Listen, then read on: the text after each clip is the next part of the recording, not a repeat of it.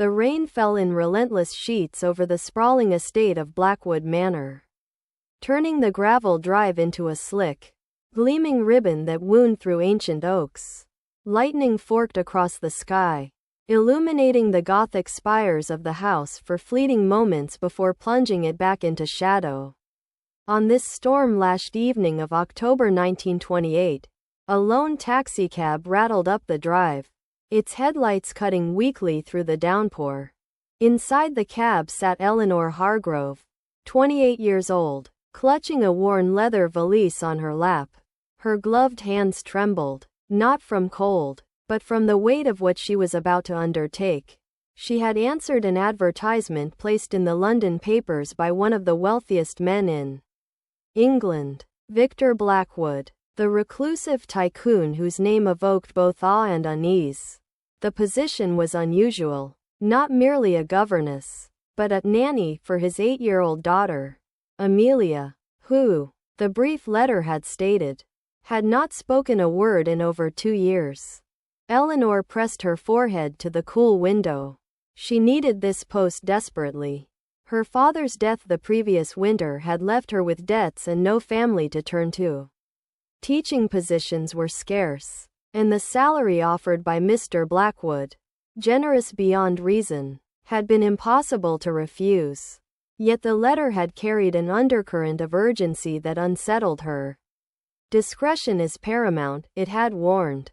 The child has suffered a great shock. The cab lurched to a stop before the massive oak doors. A butler emerged beneath a black umbrella, his face impassive as he paid the driver and ushered Eleanor inside. The entrance hall was cavernous, lit by a single chandelier that swayed gently in the draft. Portraits of stern ancestors glared down from paneled walls.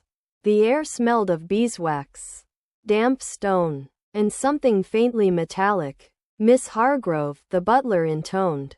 His name, she would learn, was Mr. Graves. Mr. Blackwood is detained in the city, but he has instructed me to make you comfortable. The child is asleep. You will meet her in the morning.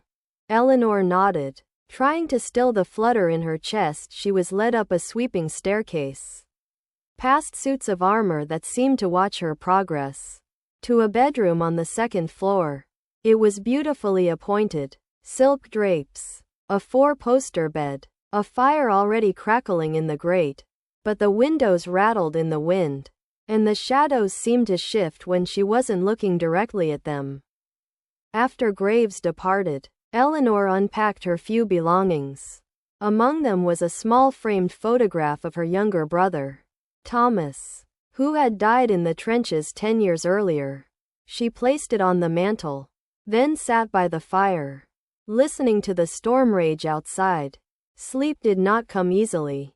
Every creak of the old house sounded like footsteps.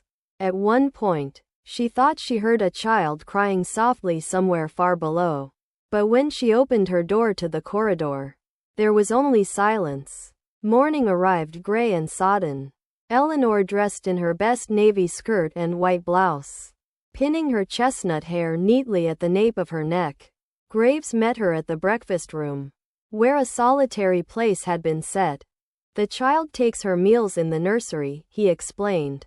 Mr. Blackwood prefers it that way. Eleanor ate quickly, her appetite diminished by nerves. Then Graves led her up another flight of stairs to the 3rd floor, down a long corridor lined with locked doors, until they reached a heavy nursery door painted pale blue. He knocked once, then opened it. The nursery was bright despite the weather, with tall windows overlooking the rain-soaked gardens. Toys lined the shelves, dolls with porcelain faces, a rocking horse, a miniature tea set, but the room felt strangely untouched, as though no child had played here in years.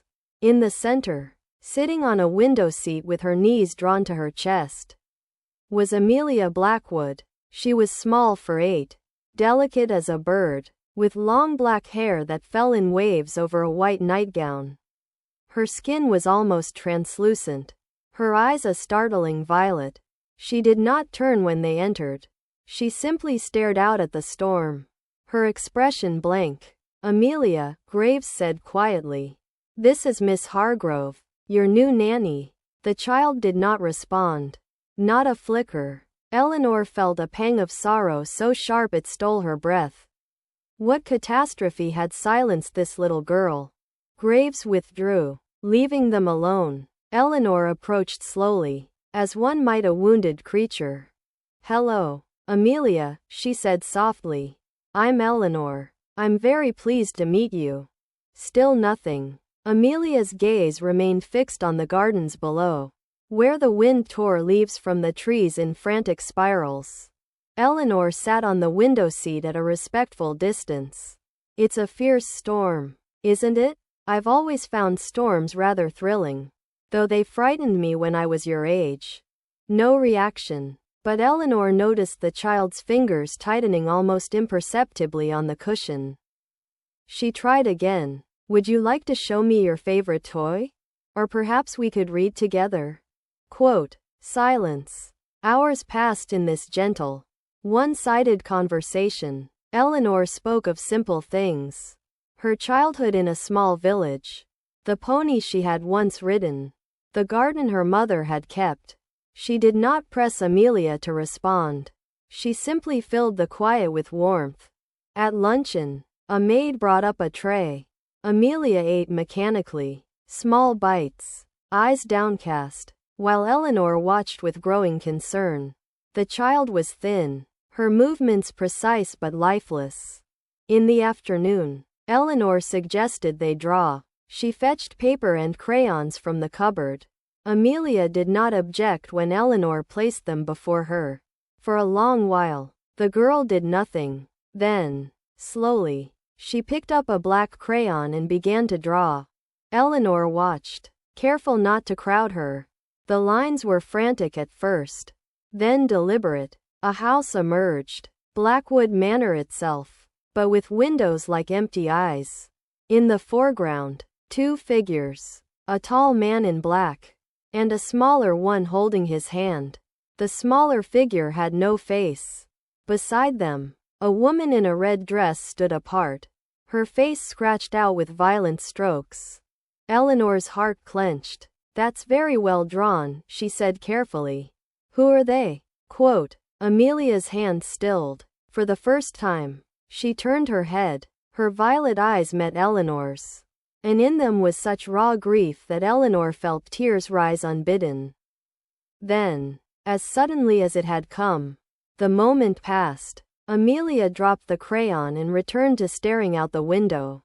That evening, as Eleanor prepared Amelia for bed, the child allowed herself to be undressed and bathed without resistance, but also without engagement. When Eleanor tucked her beneath the covers, Amelia clutched a rag doll to her chest, one with button eyes and faded gingham. Good night, sweet girl, Eleanor whispered, brushing a strand of hair from the child's forehead. I'll be just down the hall if you need me. She left the door ajar and a lamp burning low. In her own room, Eleanor sat at the small writing desk and began a letter to her old friend Clara. Though she knew she would not post it yet, Mr. Blackwood had requested no correspondence until he returned. The house felt heavier after dark. Eleanor heard footsteps in the corridor. Slow, deliberate, but when she looked out, no one was there. Once, she thought she heard a woman singing, a lullaby faint and mournful, drifting up from the floors below.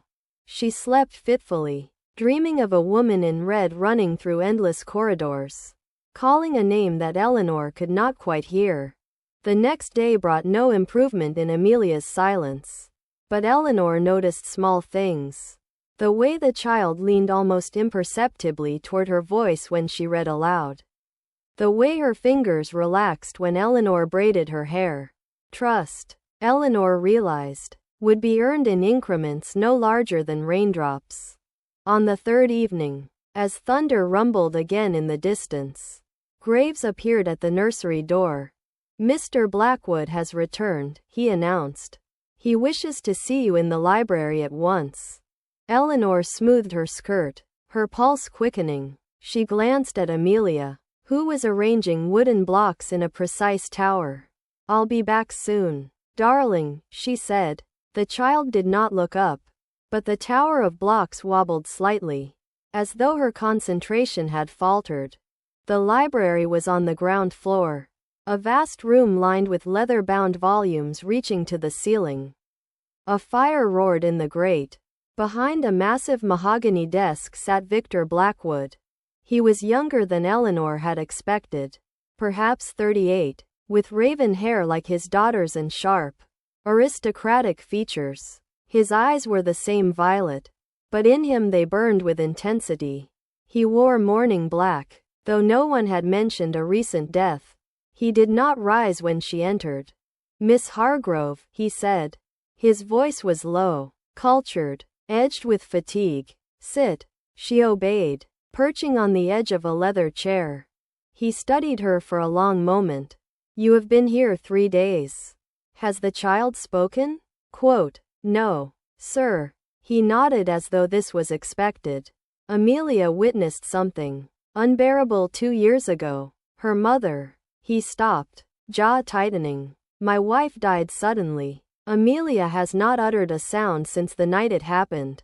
Eleanor waited, sensing there was more. Victor leaned forward. "I have employed 4 governesses before you.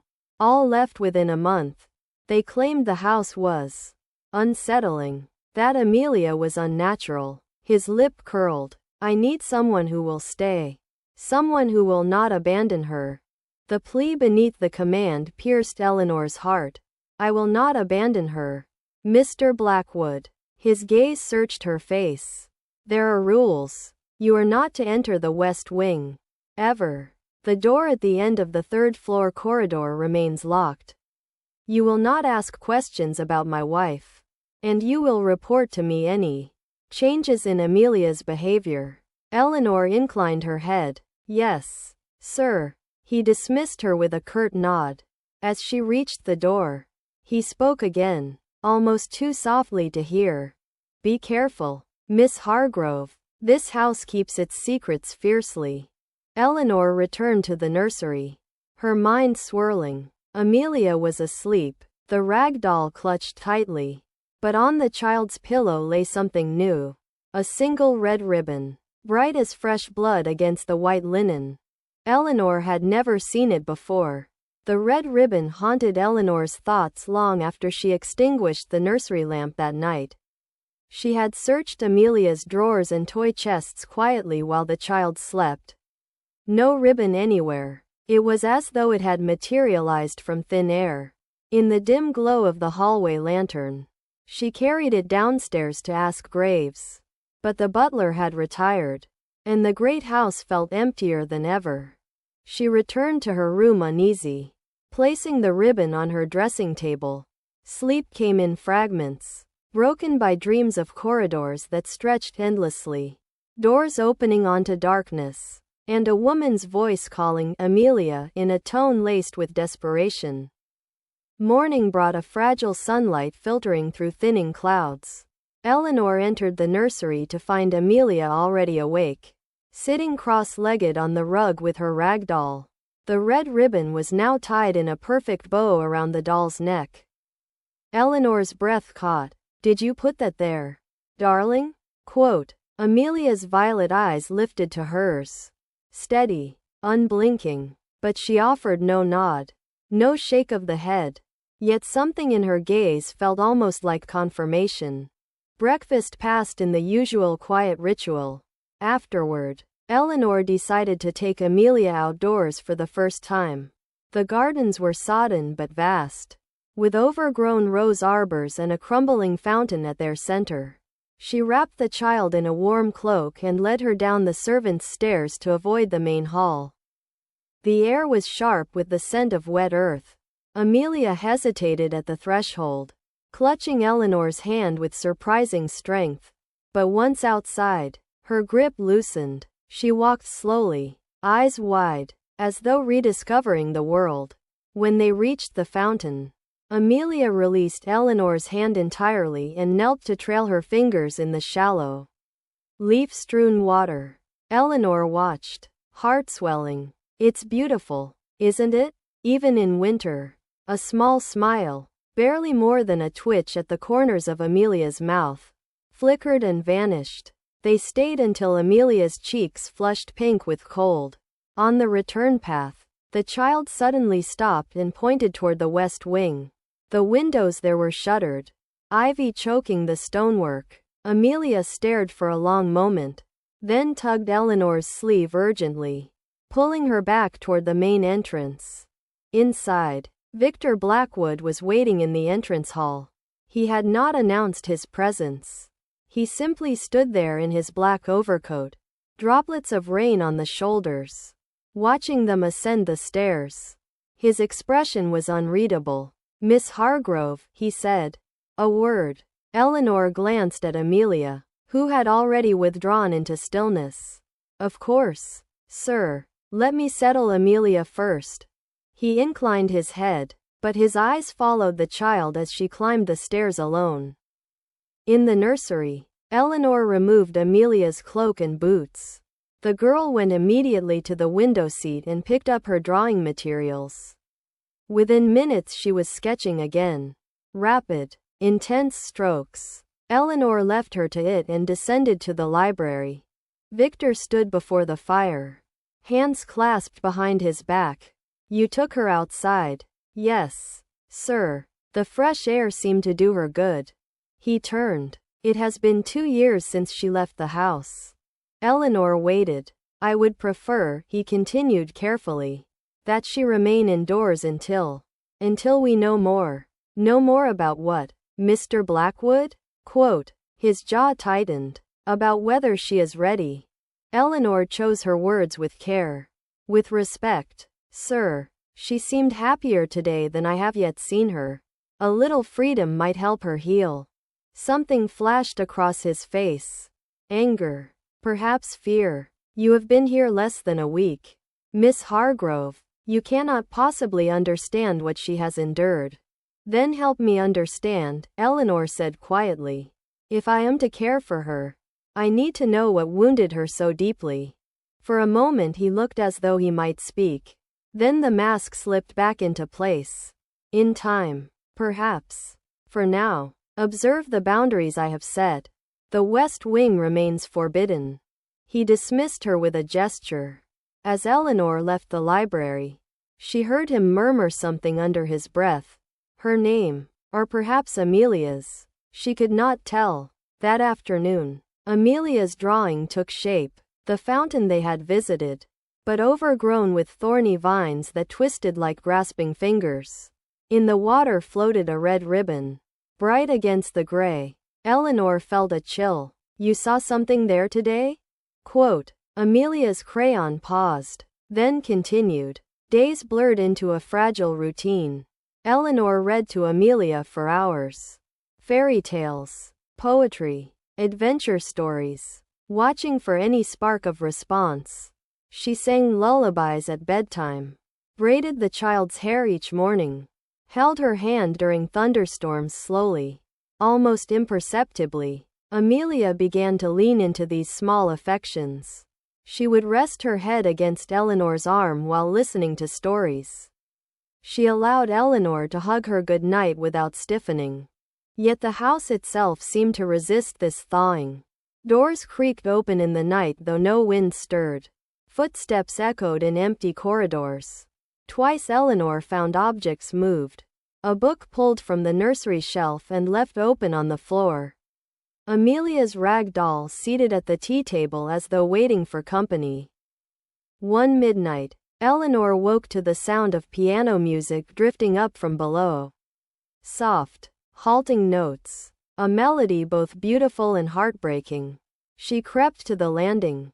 The music came from the drawing room, whose doors stood ajar. A faint glow spilled into the hall. Heart pounding. She descended. The piano lid was raised, but no one sat at the keys. The music continued, played by invisible hands. Then, abruptly, it stopped. In the silence that followed, Eleanor heard a woman sigh, a sound of infinite weariness. She fled back upstairs, pulling the covers over her head like a child.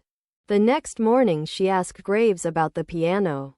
His face became stone. The instrument has not been tuned since Mrs. Blackwood's passing. Miss. It is kept locked. But Eleanor had seen no lock. That evening Victor summoned her again. This time he looked haggard. Shadows beneath his eyes. She has begun drawing more, he said without preamble. What does she draw? Quote. Eleanor hesitated. The house. The gardens. Sometimes. People. People? Quote. A man and a child. And a woman in red. Victor paled. Show me. Upstairs. Amelia had fallen asleep early. Exhausted from a day spent arranging her dolls in precise circles. The latest drawing lay on the table. Victor himself. Tall and dark. Holding Amelia's hand. Beside them stood a woman in a flowing red gown. Her face once again obliterated by furious scribbles. At the woman's feet lay the rag doll.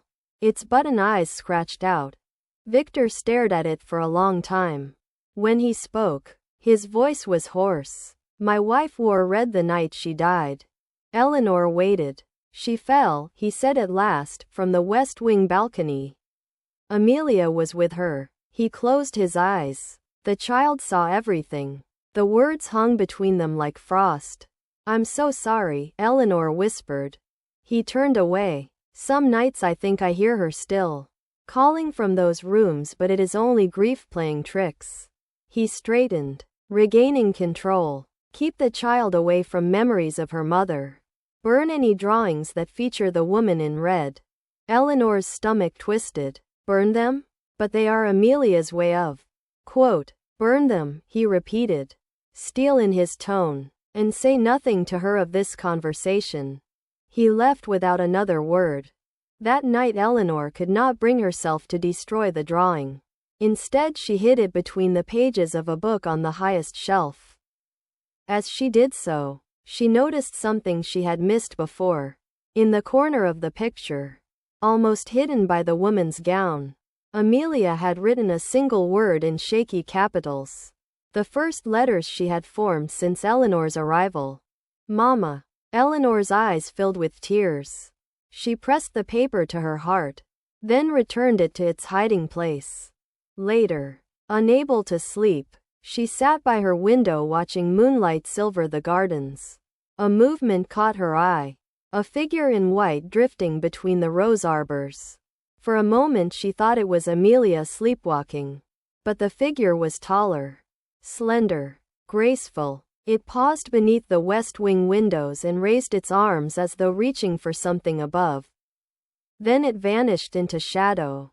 Eleanor did not scream. She sat frozen until dawn began to pale the sky, wondering if grief could truly take shape and walk, or if Blackwood Manor itself had begun to weave its secrets into the living. The discovery of the single word, Mama, scrawled in Amelia's childish hand kept Eleanor awake for nights afterward. She had hidden the drawing carefully, but its existence burned in her mind like a secret flame. She could not bring herself to burn it, nor any of the others that followed. Instead, she began a clandestine collection, slipping each new picture between the pages of an old botany book on the nursery shelf. Amelia drew more prolifically now. The woman in red appeared again and again, sometimes standing at the edge of a balcony, arms outstretched, sometimes running down a corridor with Amelia's small figure chasing after her, sometimes lying motionless at the foot of stone steps, red fabric pooled like blood. In every image, the woman's face is violently erased, as though Amelia could not bear to look upon it yet could not stop trying to summon it. Eleanor watched the child with growing anguish. Amelia's silence remained absolute, but her eyes held a new urgency. She would tug at Eleanor's sleeve and lead her to the nursery window that overlooked the west wing, pointing insistently at the shuttered windows. When Eleanor gently refused to acknowledge the gesture, Amelia's small face would crumple in frustration. Victor Blackwood noticed the change too. He appeared in the nursery more often now, unannounced, standing in the doorway to observe them. His gaze lingered on Amelia's drawings before Eleanor could hide them. though she took care to turn the paper face down whenever his shadow fell across the threshold. One gray afternoon in early November, as frost silvered the garden paths, Victor summoned Eleanor to his study rather than the library. The room was smaller, lined with maps and ledgers, a testament to the empire he had built in steel and coal. He sat behind a desk strewn with correspondence, looking more exhausted than ever. "She is restless," he said without greeting. "Graves tells me she scarcely sleeps." Eleanor folded her hands in her lap. "She has nightmares, sir. She wakes crying, though silently, and clings to me until dawn." He flinched at that. "What does she dream of?" Quote, "I cannot know for certain. But her drawings." Eleanor hesitated. "They all center on her mother." Victor's knuckles whitened on the edge of the desk. "I told you to destroy them." "I have not shown them to her," Eleanor said carefully. "But destroying them feels cruel. They are the only way she can express what is locked inside her." He rose abruptly and paced to the window. Rain streaked the glass in rivulets. "You think I do not understand cruelty?" His voice is raw. "I live with it every day. I see my daughter wasting away because of what she witnessed. I hear." He stopped, pressing a hand to his temple. "You hear her mother," Eleanor finished softly. He turned, eyes blazing. "Do not presume to know what I hear." But the denial lacked conviction. Eleanor took a breath. "Sir, if Amelia saw her mother fall, perhaps speaking of it, of Mrs. Blackwood, might help her grieve. Keeping her mother a forbidden shadow only deepens the wound." For a moment he looked as though he might strike her. Then the fight drained from him, and he sank into his chair like a man twice his age. "Her name was Lydia," he said at last. "She was vivacious, full of light. Everyone loved her." A ghost of a smile touched his lips, then vanished. "On the night she died, we had argued bitterly. Amelia had been sent to bed early. I was in the library when I heard the scream."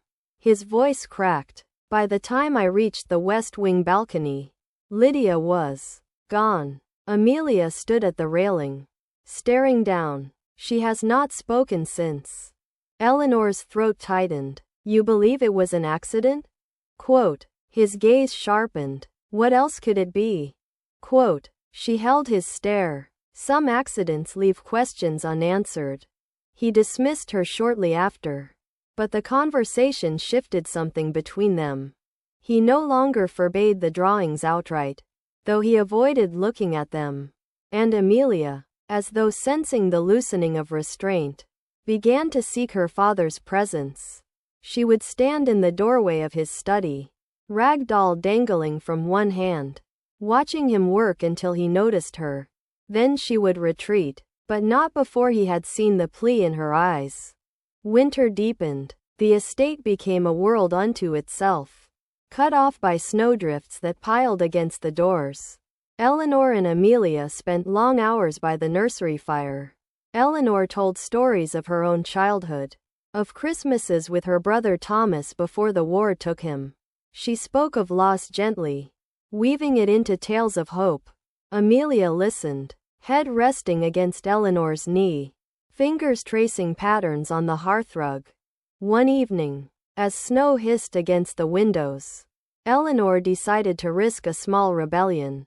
She fetched a gramophone from the attic, dusty but functional, and played records of lullabies and waltzes.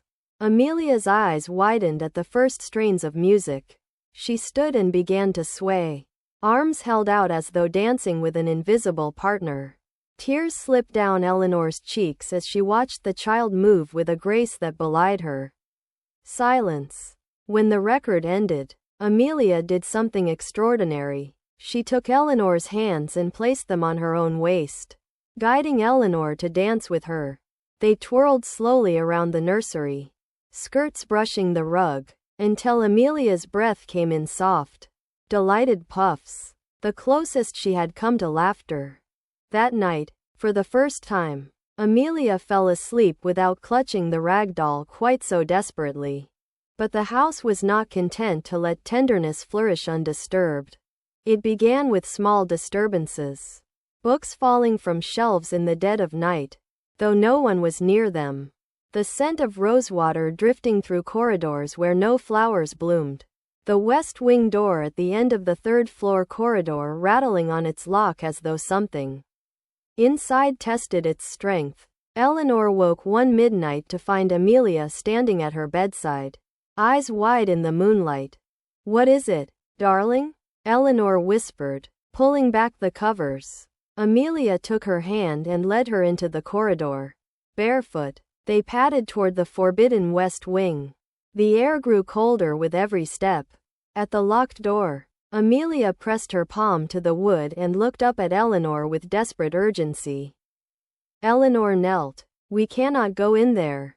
Sweet. Your father." Quote. Amelia shook her head violently and pointed to the keyhole.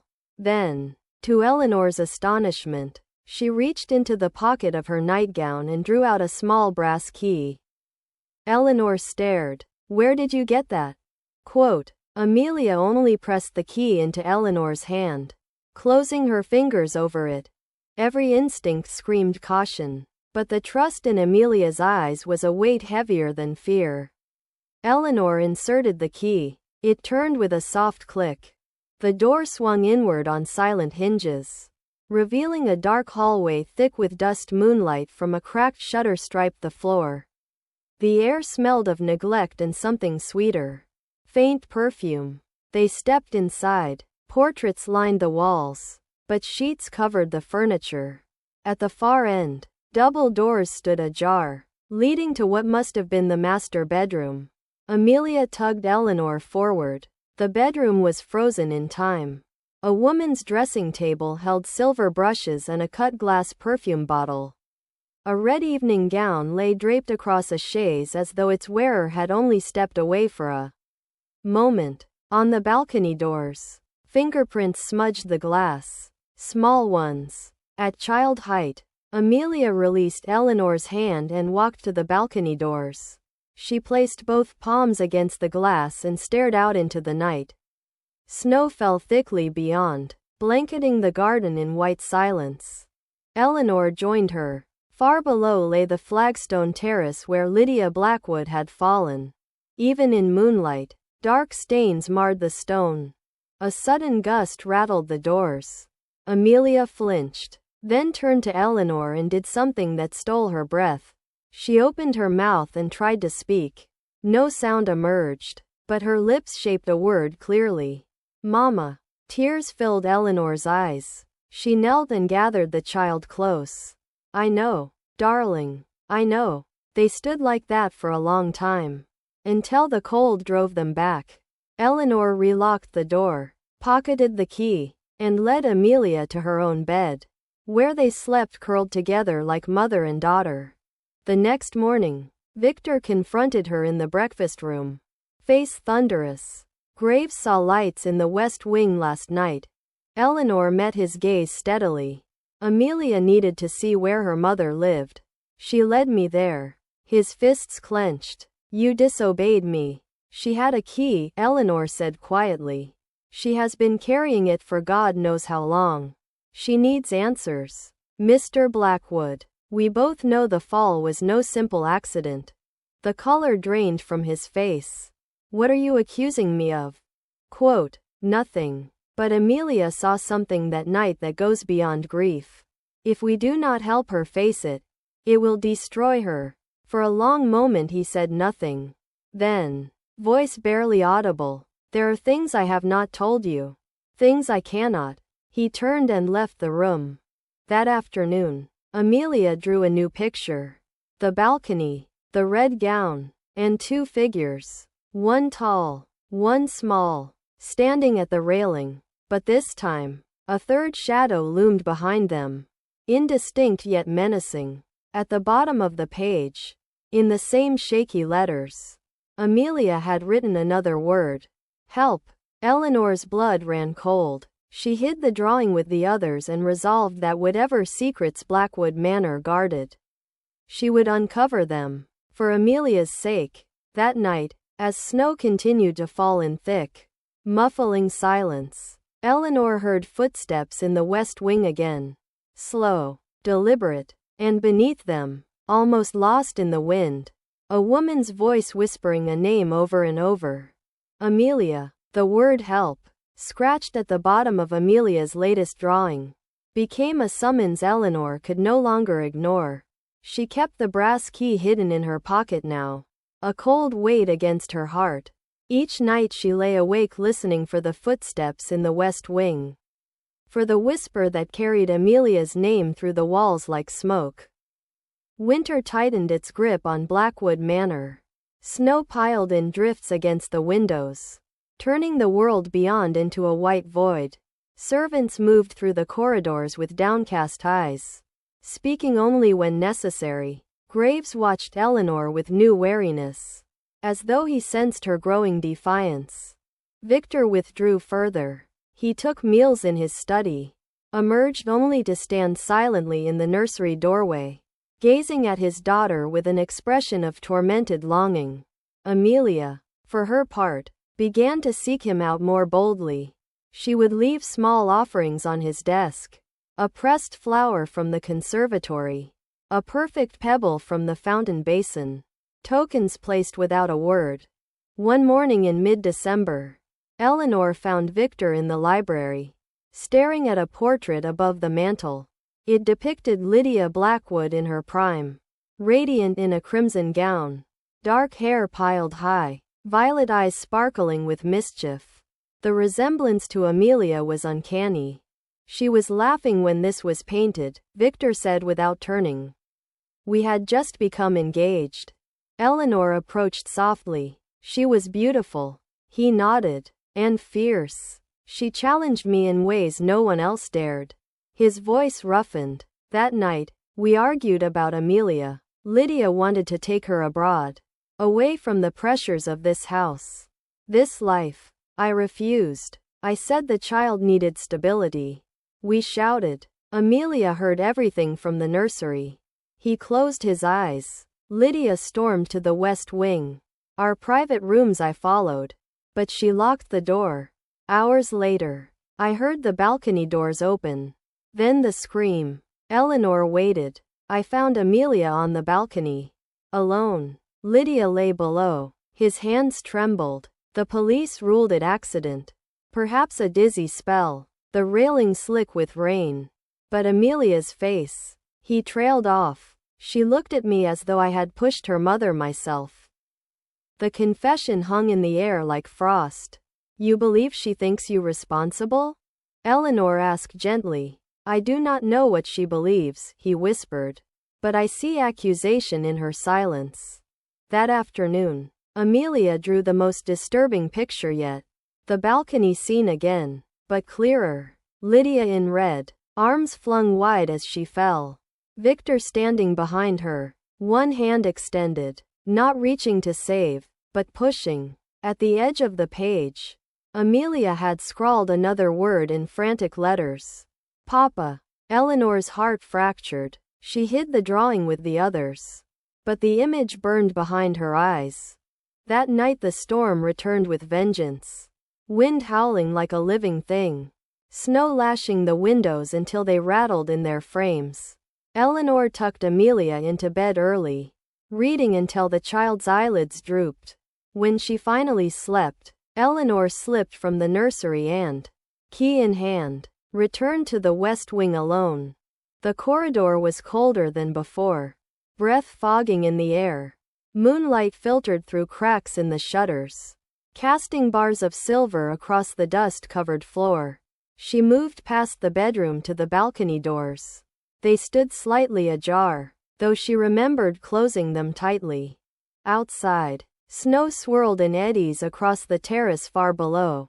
The railing was old iron, ornate but weathered. Eleanor gripped it, peering down. The drop was sheer, 30 feet onto flagstones now buried in white. Dark stains still showed faintly through the snow where Lydia had landed. A sudden gust slammed the doors behind her. Eleanor whirled, heart hammering. The balcony was empty, yet she felt watched. Footsteps sounded inside the bedroom. Soft, deliberate, approaching. She backed against the railing as a figure emerged from the shadows. Victor, coatless, face pale as bone. What are you doing here? His voice was hoarse. I might ask the same of you.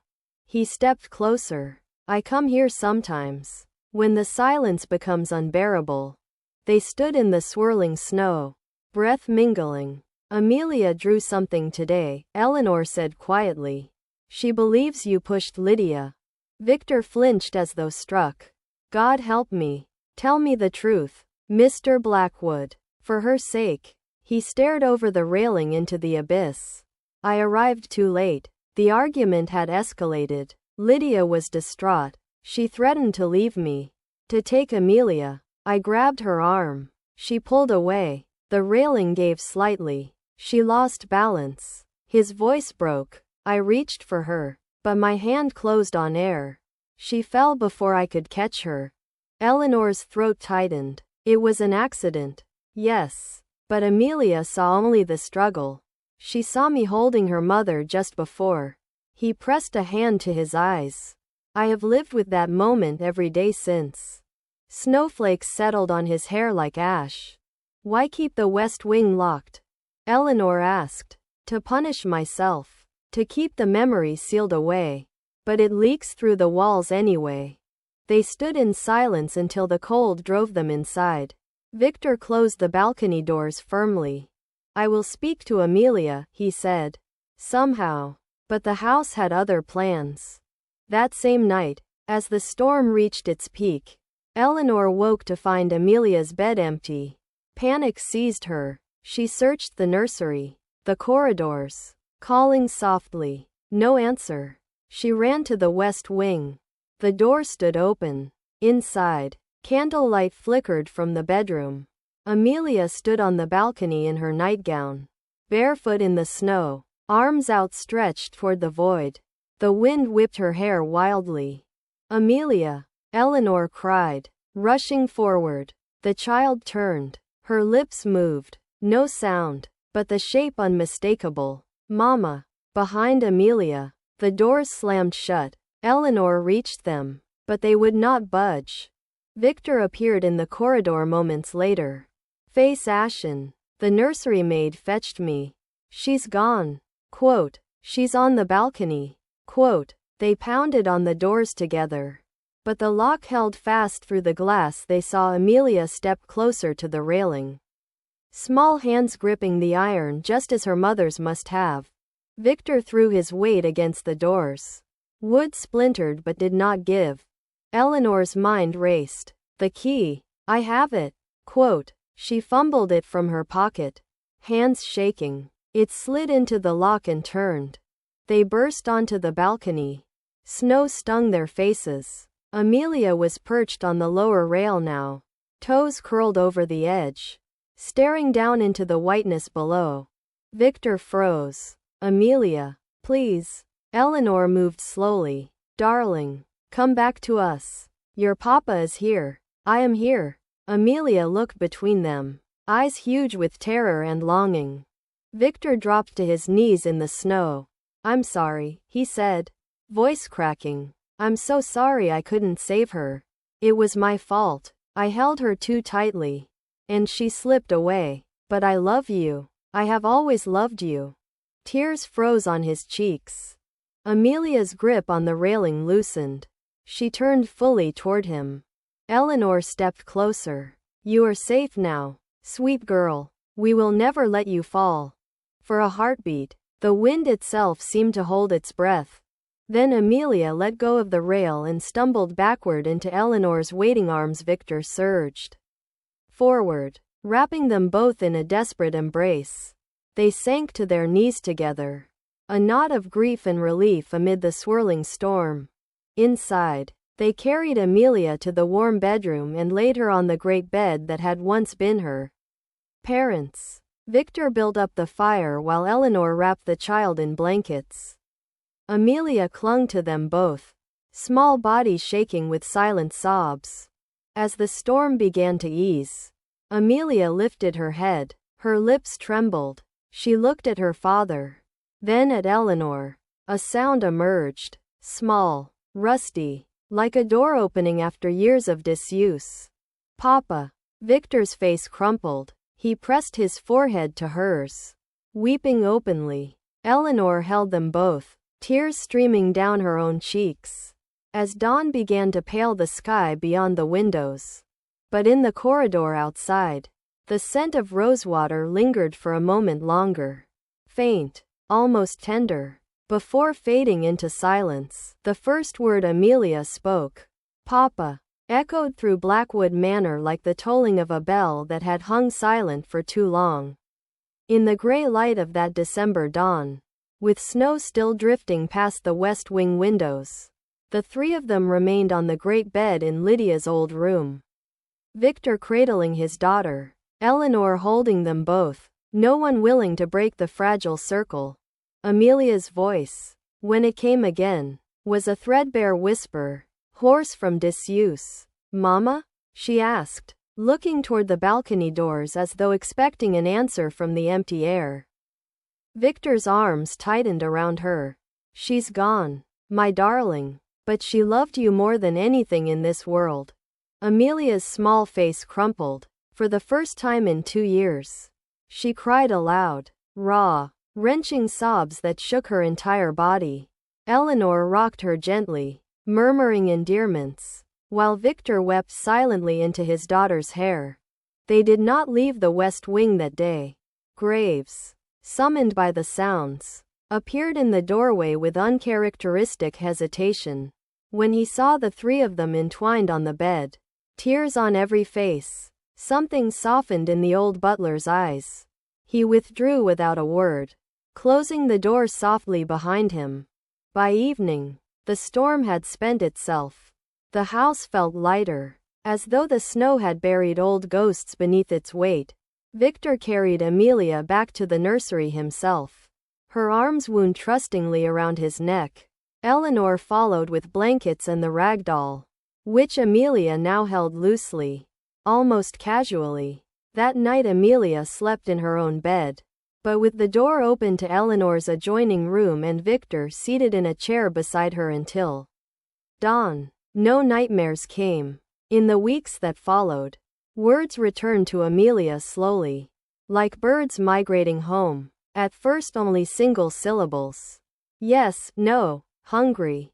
Then short phrases. Read to me. I want Papa. Each utterance was a small miracle, greeted with quiet joy rather than fanfare. Lest the spell break, Victor opened the West Wing fully. Dust sheets were removed, windows thrown wide to air out years of sorrow. He and Amelia went through Lydia's belongings together. Her jewelry, her books, the red evening gown that Amelia touched with reverent fingers before asking that it be folded away. Not burned. She liked red, Amelia said one afternoon. Voice still soft but steady. Like roses. Yes, Victor answered. Throat thick. She did. Eleanor watched from doorways, giving father and daughter the space they had been denied for so long. Yet Amelia sought her out too, climbing into her lap for stories, braiding Eleanor's hair with clumsy affection, presenting her with drawings no longer dark and frantic but bright with color. Gardens in sunlight, the three of them holding hands beneath blue skies. Christmas came and went quietly. A small tree in the entrance hall. Gifts chosen with care. Books for Eleanor. A new doll for Amelia that did not replace the old rag doll but sat beside it. A watch for Victor engraved simply with Amelia's initials. They ate together in the dining room for the first time. Graves serving with a faint, proud smile. Winter thawed into a tentative spring. Snow melted in rivulets down the drive, revealing green shoots beneath. The gardens, tended now by a revived staff, began to bloom. Amelia's voice grew stronger. Laughter came, tentative at first, then ringing through the corridors like bells. One warm April afternoon, Victor found Eleanor in the conservatory, pruning roses that had run wild. I have something to ask you, he said, uncharacteristically hesitant. She straightened, wiping soil from her hands. Amelia has begun calling you, Ellie, he continued. She asked this morning if you would stay forever. Eleanor's heart stuttered. And what did you tell her? Quote, that it depended on you. He met her eyes steadily. This house has known too much loss. I find I cannot bear the thought of another. Amelia needs you. And I. He stopped, color rising in his cheeks. I have come to need you too. Not as a nanny, but as part of us. Eleanor felt tears rise. I have nowhere else I wish to be. He took her hands, soil-stained, steady, in his. Then stay. As my wife. If you will have me. As Amelia's mother. In every way that matters. She nodded, unable to speak, and he drew her gently into an embrace that was warmth and promise and gratitude all at once. They married quietly in May, beneath the rose arbor Lydia had loved, with only Graves, the household staff, and Amelia as witnesses. Amelia wore a dress the color of spring leaves and scattered petals with solemn delight. When the vicar pronounced them a family, Amelia threw her arms around both their necks and whispered, now we're whole. That summer, Blackwood Manor changed beyond recognition. Windows stood open to birdsong. Laughter echoed in halls that had known only silence. Victor sold portions of his business to spend more time at home. Amelia learned to ride the pony he bought her. Eleanor planted a new rose garden in Lydia's memory, with a small stone bench inscribed simply, Beloved. Yet some traces of the past remained, gentle rather than haunting. On quiet evenings, the scent of rosewater sometimes drifted through the west wing, now repurposed as guest rooms and a sunny playroom for Amelia. Once, in the nursery, Eleanor found a new drawing on the table. Lydia in her red gown, smiling serenely, arms open as though in blessing.